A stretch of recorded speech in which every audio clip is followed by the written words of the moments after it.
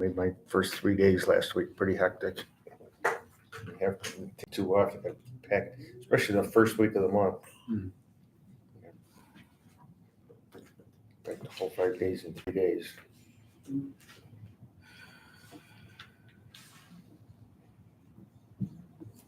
Recording in progress.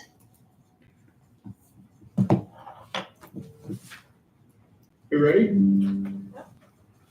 Okay, we'll call the meeting to order and stand for the pledge, please.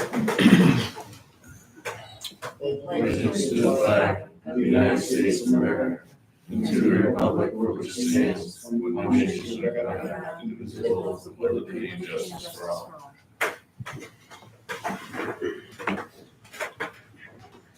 Welcome, everybody. It's a special meeting. Hopefully everyone had a safe and enjoyable holiday weekend. And we have just one order of business. This is a special meeting to move a project along because of some adjustments into the initial project resolution. With that, I will either let Marshall or Justin kind of give us context of what we're going to be considering to vote on today. And well, we'll be voting on, but considering today in our vote. So Marshall or Justin, if you can kind of just give us the highlights. Justin, why don't you go ahead? Oh, sure. As you folks are aware, we discussed at the last meeting, there's site plan amendments, which you have under the corporate park covenants approval power for. They revised their building footprint from 30,000 square feet to 35,000 square feet.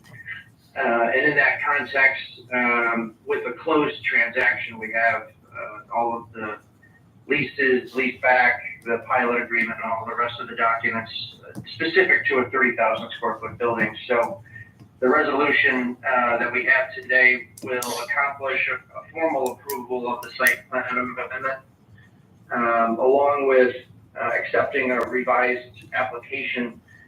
Their costs have gone up $1.1 million since the original application. Their debt and equity and their public sources of grant have changed. So there's corresponding updates to the amount of sales tax benefit, updates to the amount of mortgage reporting tax benefit. And with the application being accepted and the site plan being formally approved, you're authorizing the amendment of the documents to capture all of those updates. Okay, thank you. If we recall in our normal meeting, we accepted the site plan. We made a contingent upon this action, a revised application, which we will now consider to accept. And as Dustin indicated, there's some additional value. The cost benefit ratios are still quite robust and quite high. And on page 33 is the resolution we're going to vote on. I'll read it and then we can accept it and take a vote. So supplemental project authorizing resolution, this is page 33 of our packet.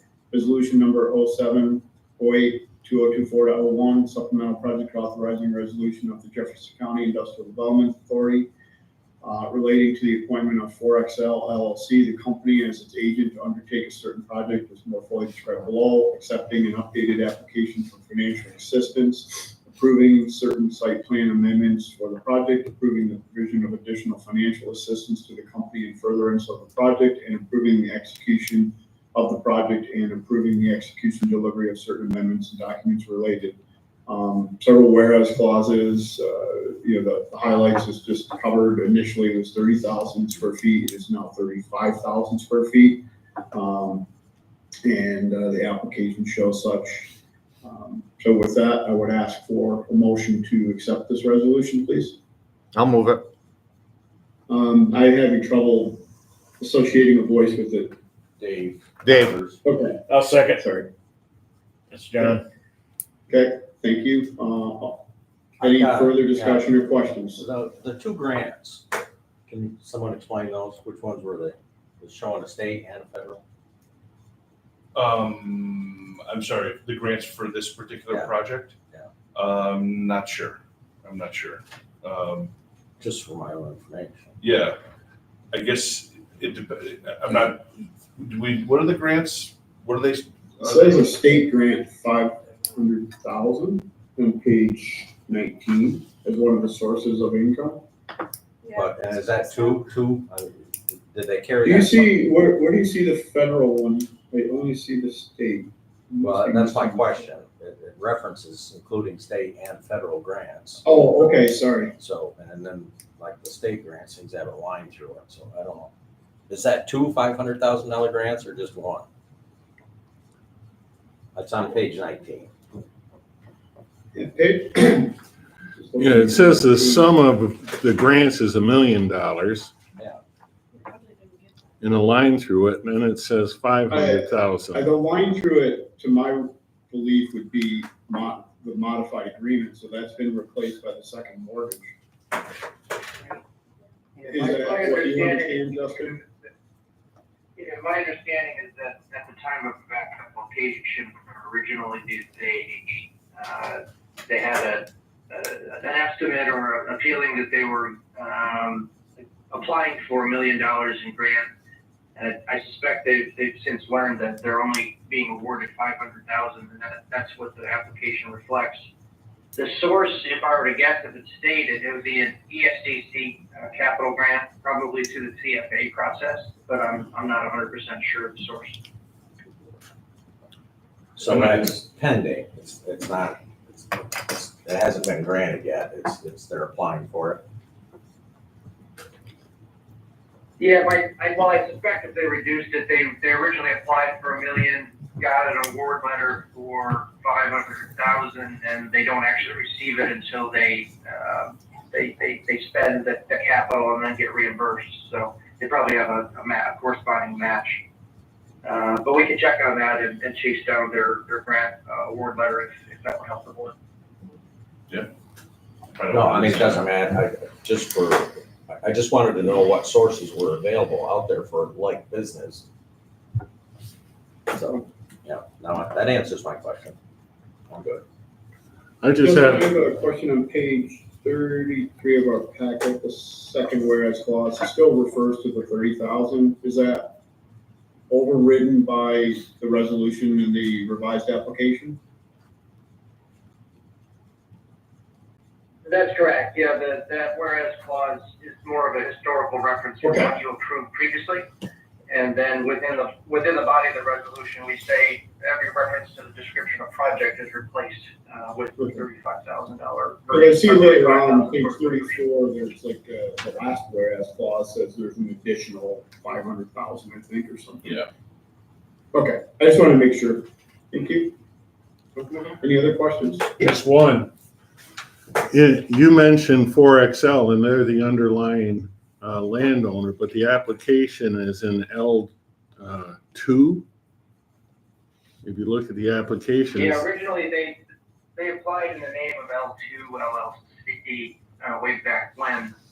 And as a protective measure, we always include a reference in the resolutions, for itself or on behalf of an entity to be formed, because it's common for developers to drop down a new LLC for every project, and that's what they did here. So okay, we confirm that the same equity applies. There's, between Mr. Lundy and Mr. Lawler, that it's basically the same team of equity. They're just using the 4XL entity. sounds good. Any other questions? This is a roll call. Peggy, please. Rob, Yes. John, Yes. Dave, Yes. Bill, Yes. Lisa, Yes. Ed, Yes. Paul. Yes. Okay, the resolution carries. I move we adjourn. And other than, I guess, any other new business, this is the only business for today. Anything else before the board while we're convened? No, sir. No? Motion to adjourn? Yes. Paul, Second. Lisa, those two voices I could figure out. Last time there was no picture for some reason, so I couldn't see movement. All in favor? Aye. Aye. Any opposed? we stand adjourned and thank you for your time. Recording stopped. And everyone enjoy the I rest of was, their week. Have a great one. reading an Thank you. article Dave. about Thanks, folks. Clinton's, Thank you, Can I have Justin. sign this Take from the care. last board meeting where we Yeah, did thank this you know, organization that's all resolution? construction. Since you're